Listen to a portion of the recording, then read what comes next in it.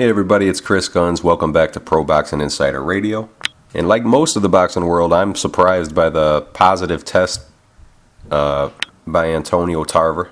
It's unbelievable how prevalent this problem is becoming in the sport.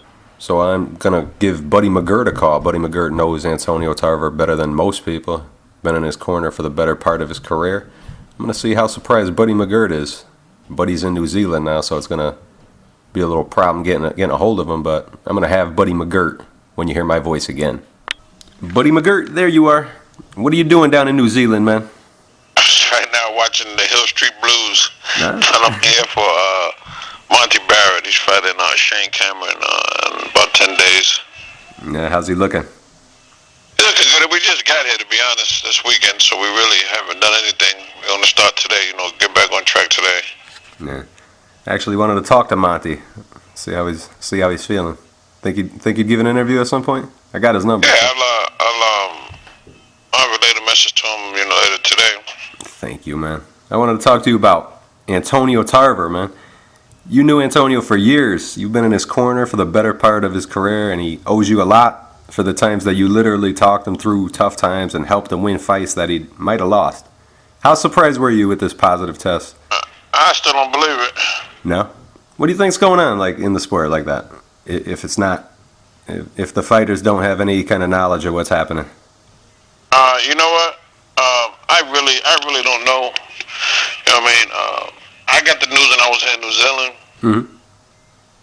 And I don't believe it. I haven't spoken to Antonio yet because I know he's probably getting a zillion and one calls. Yeah. But I just hope that, and pray that everything comes back negative. That, that could have been some type of, I don't know, man. You never know with these things, man. Yeah, it's you never know. It's. Do you think it's a corrupt sport, like in that way, where they might interfere with like tests? No, like that? I don't want to use the word corrupt. Mm-hmm. Because I've been in boxing, man, for almost 40 years of my life. Yeah. So to use the word corrupt would be very wrong of me. I just think that sometimes, how can I put this here? I think that, when these guys come in with, call themselves strength and conditioning guys, and they're giving you all these type of drinks to take and all that, my thing is this: the greatest fighters in the world didn't use them. Mm-hmm. Yeah. So, and why are people using them now? Yeah. And so I still don't believe that Antonio would do nothing like that. I know for a fact he wouldn't. Mm-hmm. Do you worry that it might shed doubt on many of his accomplishments? Nah, not at all. Because he's taking urine tests every fight. Mm-hmm. So it's nothing new. Yeah. I just don't see him taking steroids. I don't see it. You look at his body, shit, he don't look like it. You know what I mean? So it's not like he's cut up and it's put on a massive weight, and you understand, and running through people like some people would expect it for guys on steroids. Yeah. You know what I mean? So I just don't see it. I was thinking that too, because I looked up drastanolone, the drug that they said he had in his system, and it's used to dry you out and cut you up and make those fibers in your muscles stand out more. So I don't see that when I see Antonio either, man. I was thinking that. He's never been one to be a body beautiful. Yeah. Yep. You know what I'm saying? So I don't even know what the drug was that they said he was using. It's called drastanolone. That's what it's called. But you have. What does it do? It dries you out and cuts you up, and it makes the fibers in your muscles like stand out more and make it more easy to see and more of a body beautiful. I guess. Okay. All right. Well, you saw him at the weigh-in. Did he look like a body beautiful? No, he didn't. I don't know, man. I just can't believe it. Yeah. And aside I don't believe it. Let me rephrase that. I don't believe it. Yeah. And aside from Antonio, you have people like Lamont Peterson and Shane Mosley and Andre Berto. There's been many more high-profile names whose name's been on the Belko mailing list too, and a lot of speculation on a lot more. And at the top of the sport too. How big of a problem do you think it is, and how prevalent do you think it is, like, with the new trainers coming in? And I think those new trainers should all be banned from training fighters. Mm-hmm. Yeah, because we're That seeing. will eliminate the bullshit. Because that's all it is bullshit. Yeah. When you think about it. Yeah. I mean, did Muhammad Ali have a strength and conditioning coach? Did Sugar Ray Robinson have one? Mm-hmm. No, they're the greatest fighters ever. Yeah. But why the guys say they need them? Mm-hmm. To me, it's all bullshit if you want to know the truth. Yeah. So you don't. How do you fake something like that though? Where do you think that comes from, or do you think they're just sneaking it in things? You know, you hear stories. Mm-hmm. I've never been approached. Yeah. I've heard stories how guys, say that certain trainers will call them and tell them they got something that can't be detected, or they got something that can make them better. I mean, and it might make the average athlete better. Mm-hmm. But in boxing, either you can fight or you can't. Yeah. And we It's just the bottom line. Either you can fight or you can't fight. I mean, it might make a runner who's fast run a little faster. Mm-hmm. You know what I mean? Yeah. But in boxing, either you can fight. Nothing's going to make you fight better. But, all right, a good trainer, or either you have it or you don't. Mm-hmm. So in boxing, you can take anything. If you can't fight it, it don't make no difference. You got that right. That's true, buddy. A lot of fighters. You get it on the chin, you get hit right, you going to sleep. Yeah. I don't give a shit what you take. Mm-hmm. That's true. Yeah. And we get to see Antonio speak and talk a lot because he's a Showtime commentator and stuff. So we know how smart he is, and we knew him through the years. He's a real intellectual type of guy. He thinks a lot and is just more able to. It's not in his character to do something like that. It's just not in his character. You understand? I mean, it's not him. I think that the matter will be cleared. I think maybe he took something and didn't know. Mm-hmm.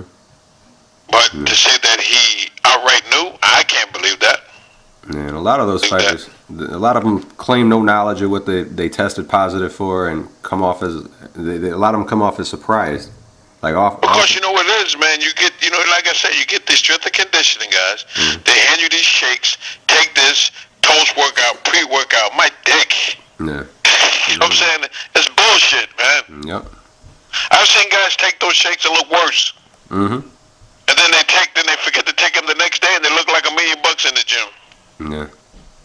Yep. So what do you? I think they all should be banned from training fighters. Yeah. And what about like someone like Shane Mosley who admitted to using stuff in the past? Should he be allowed into the Hall of Fame? And if yes, should there be like an asterisk near his name? I mean, if you admit that you took it, uh-huh. and you admit you knew you was cheating, then that's a whole different ball game. Yeah. Then you have to question yourself as a man. Mm-hmm. Yeah. So what do you think about Shane Mosley making the Hall of Fame? Would you put him in there? Or the fighters who admitted to? No. Okay. And for further testing and deeper testing, where can the money legitimately come from without pissing certain people off? Because it can't be just relegating to testing the very elite of the game. It has to be more thorough and extremely widespread and open, and not corruptible. Well, I think what they should do is, the bigger the fight, mm-hmm. the stricter the test, because they got the money to pay for it. Yeah. And what would you say to any fighter in the sport who's taking any kind of PED? If you need that, mm-hmm. question yourself as a man. Yeah. Are you worried at all for the sport in terms of how the public views the game? Nah, I'm not worried, because you got fighters out there who don't do it. Mm-hmm. And I mean, so because this, these little situations, you can't let it upset the game. I mean, boxing has survived a lot of controversy through the years. Yeah.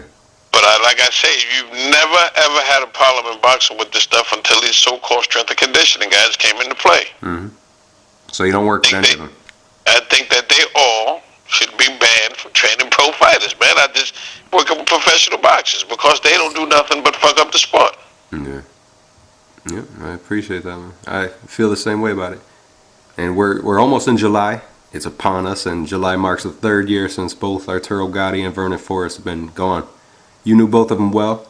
Speak on Arturo Gatti a little bit, buddy. I mean, listen, dude. I mean, he lived the way he fought, but he had all the gold. I mean. Yeah. Yep. That was a horrible, horrible month, actually. Vernon Forrest, a brave guy and great fighter who... I got back from Arturo's funeral. Vernon called me, asked me how was the funeral. I told him, you know. And then we got on a conversation of Michael Jackson, about Michael Jackson's funeral. And I told Vernon, I said, I saw you on the news standing outside Michael Jackson's house with a leather jacket on and gloves, and he started laughing. You know what I mean? And I'll never forget, he was at Zachary's ordering some chicken.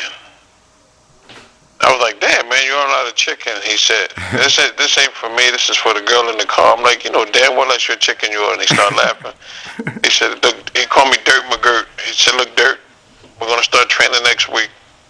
I said, no problem. I said, just let me know when you're ready. He said, I'll call you at the end of the weekend. We get rolling. And then I got that call a couple of days later, about 5:30 in the morning, man. I was in the bed, my phone rang, and my cell phone, I looked, I saw it was an Atlanta number. I'm like, oh, this is not good. And bam, it was Amika, and she told me, and just like, it tore a part out of me. At that point, I was ready to, at that point, you know, I was upset, you know what I mean, because I was like, shit, 2 in a row, man, you know, and one's still active, one's still a world champion. Yeah. I mean, one I just spoke to a couple of days ago, and you know, I was close with both of them, and it was like, damn.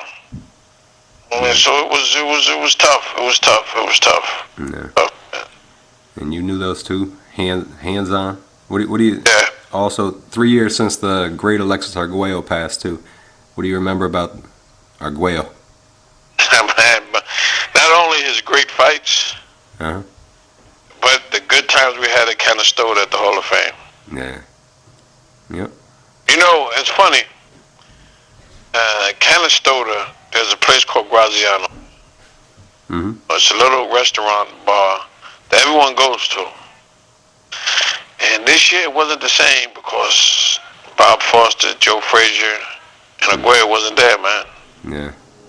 Because Bob Foster and Joe Frazier would be singing Mustang Salad. It's funny to think of it. And Arguello would be dancing with everybody on the damn dance floor. You know they were there, though. You just didn't see them. Oh, man. Oh, you knew they were there because, you know what I mean, it was, you know what I mean, and Arguello, you know, he still like he weighed 140 pounds, man, and just a great guy, man, and, I mean, so, I mean, it was a tough year for boxing, but, you know, like, you know, boxing, we'll bounce back. We've been through a whole lot more. Yeah. Buddy McGirt, thank you, sir. Here you're blowing up again. Appreciate your time. Can you hold 1 second? Yeah. Yep. That's me. I missed the call. Hold on 1 second. Okay. It's like, buddy, how come you never responded to me on Facebook? I'm like, I don't go on Facebook. So a friend is like, that's your page. I'm like, it's my face up there, my name up there, but it's not me. Yeah. So you know what happened, man? I would say about 4 or 5 days later, I'm back home in Florida and I'm sleeping. And, you know what I mean, I hear my wife, her cell phone ring, she answered the cell phone, and it's her girlfriend. Girlfriend says, you know, I just called to tell you, buddy's a liar, this is his page. She goes, I'm talking to him on the computer right now.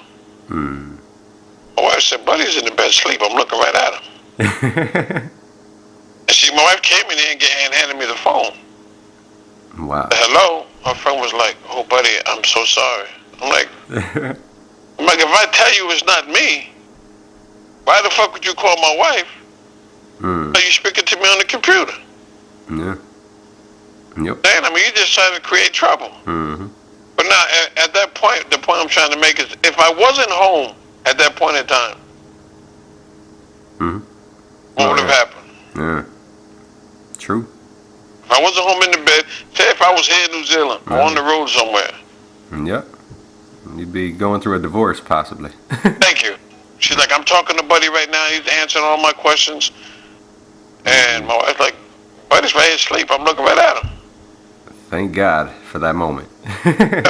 You know? I'm like, ain't this a bitch? Wow. Yeah, man. So I'm gonna say that's just trouble. I'll be on the lookout for imposter Buddy McGirt on Facebook and Twitter, because Buddy doesn't get into Facebook or Twitter. I don't fuck around, though. I go the other way. That's right. Yeah, man. Yeah. But anyway, back to Antonio, man. He's gonna clear his name. I know he is. Mm-hmm. Yeah, I hope so, because all right, man. It's shocking. I appreciate it, buddy. Appreciate all the time. My pleasure. And God bless you in New Zealand, and tell Monty good luck. All right, you got it, babe. And I'll pass his message. What number you want me to give him if he's gonna do it? I'll give you the number right now. I'm gonna tell you now. You might get a call from either his girlfriend first or another guy. Just, it's like a chain of command. It's all bullshit, but. I think I got Monty's number, actually, so I'll text him and see what he says. I texted him, man. I don't know if he's going to answer it over here, because, Yeah. All right. I I'll give it I relay the message, though, for sure. Thank you, buddy. Appreciate all your time, man. Thank you. All right, babe. Bye-bye. Bye-bye. And that was Buddy McGirt, one of the coolest people in the game. Thank you for your time, buddy, and can't wait to talk to you again. Follow me on Twitter at Chris2Guns. Thank you.